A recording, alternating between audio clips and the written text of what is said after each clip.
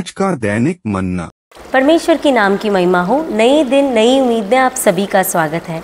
आज हम ध्यान करने वाला वचन 2 कुरिन्थियों 12:10।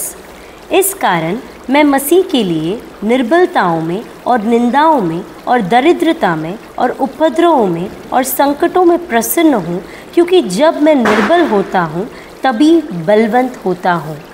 तो ये वचन पौलुस कुरिन्थियों सभा के लिए लिखता है।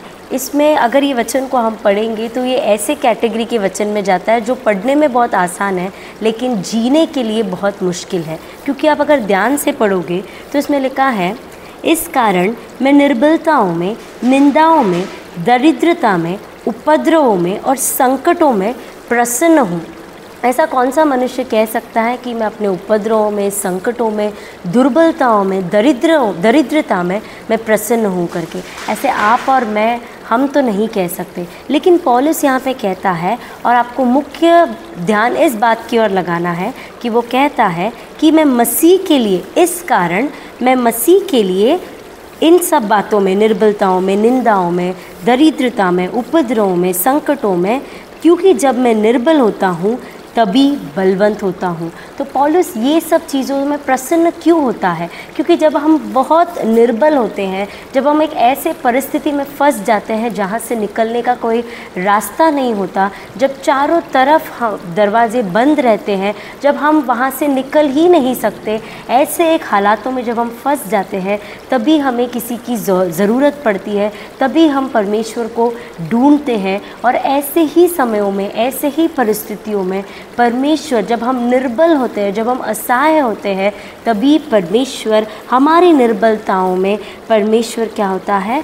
प्रसन्न होता है। परमेश्वर का स्ट्रेंथ, परमेश्वर का जो महिमा है, परमेश्वर का जो अनुग्रह है, तभी हमें संपूर्ण होता है। क्योंकि इसके पहले वचन में अगर आप देखोगे तो परमेश्वर कहता है कि मेरा अनुग्रह तेरे लिए बहुत है, क्योंकि मेरी सामर्थ्य निर्बलता में सिद्ध होती है।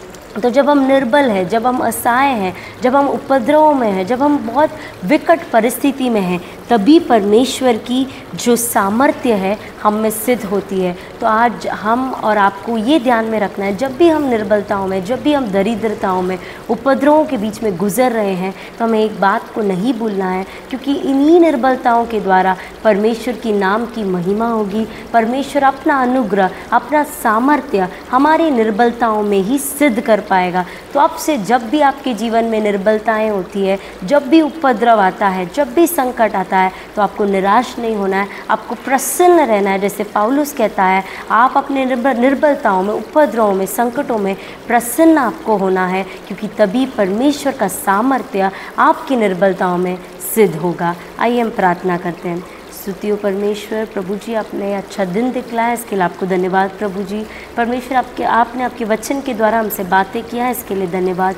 प्रभु जी, जिस प्रकार पौलुस कह पाता है कि वो अपने उपद्रवों में, अपने संकटों में, दरिद्रताओं में वो परमेश्वर प्रसन्न रहता है, क्योंकि परमेश्वर उसकी निर्बलताओं में आपका सामर्थ्य सिद्ध होता है। प्रभु जी, उसी प्रकार हमें भी शक्ति, बल दीजिए प्रभु जी, कि हम अपने उपद्रवों में, संकटों में परमेश्वर प्रसन्न होने पाए, कहने पाए कि आपका अनुग्रह हमारे लिए परमेश्वर काफ़ी है। प्रभु जी, हमारी निर्बलताओं में आपका परमेश्वर सामर्थ्य सिद्ध होने पाए। ये छोटी सी प्रार्थना यीशु मसीह के नाम से सुन और कबूल कर ले पिता, आमीन।